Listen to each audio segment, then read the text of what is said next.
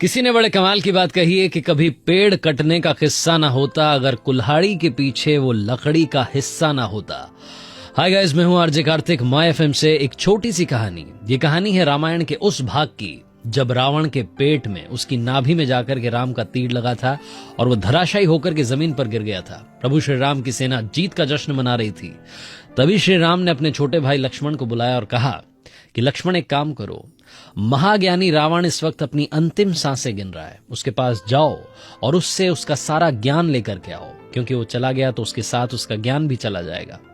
लक्ष्मण को हंसी आ गई। लक्ष्मण ने कहा कि भैया माफ करें, आप ही मजाक क्यों कर रहे हैं?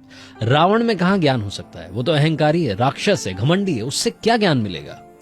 श्री राम ने कहा कि बस मेरा आदेश मानो, जाकर के ज्ञान लेकर आओ। लक्ष्मण, जिनका मन नहीं था फिर भी उन्हें जाना था, भैया ने आदेश दिया था, चल करके गए और रावण के सर के पास जाकर खड़े हो गए और उससे बोले कि रावण, तुम्हारे पास जितना ज्ञान है मुझे दे दो, मेरे भैया ने मुझे तुमसे ज्ञान लेने के लिए भेजा है। रावण ने टोन सुनी, आवाज सुनी, उसे समझ में आ गया कि लक्ष्मण तो तुनक के बात कर रहा है। रावण ने अपना सर फेर लिया।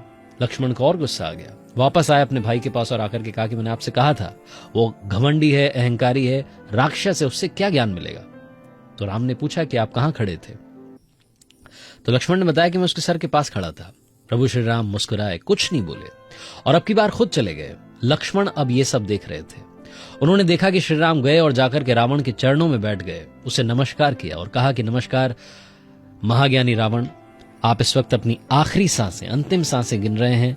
आप इस दुनिया से अलविदा कहने वाले हैं, लेकिन जाते जाते इस दुनिया को अपना ज्ञान देकर के जाओ। रावण ने श्री राम से बात की और सबसे पहले कहा कि मुझे अच्छा लगा तुमने अपने भाई को संस्कार, अनुशासन सिखाया कि गुरु से जब ज्ञान लेने जाते हैं तो कहां बैठा जाता है, यह भी तुमने यहां से अपने भाई को सिखाया। और दूसरी बात, एक बात है जो मुझ में और तुम में अंतर पैदा करती है। मेरे पास में सब कुछ है, मेरे पास में बुद्धि है, बुद्धि में तुमसे उत्तम हूं, धन में तुमसे उत्तम हूं, मेरे पास में सोने की पूरी नगरी लंका है, तुम्हारे पास में सिर्फ सोने का एक महल है।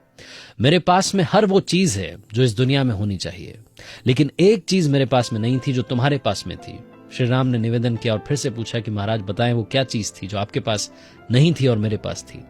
तो रावण ने कहा कि मेरा छोटा भाई विभीषण तुम्हारे पास आया और आकर के मेरा भेद बता दिया। उसने बता दिया कि नाभि में तीर लगेगा तो रावण की मौत होगी, और तुम्हारा छोटा भाई लक्ष्मण तुम्हारे साथ आखिरी वक्त तक डटा रहा, इस वक्त भी तुम्हारे साथ खड़ा है। यही वो अंतर है जिसकी वजह से तुम्हारी जीत हुई और मैं यहां पर धराशायी होकर के अपनी आखिरी सांसें गिन रहा हूं। मेरा अपना मेरे खिलाफ खड़ा था और तुम्हारा अपना तुम्हारे साथ खड़ा था।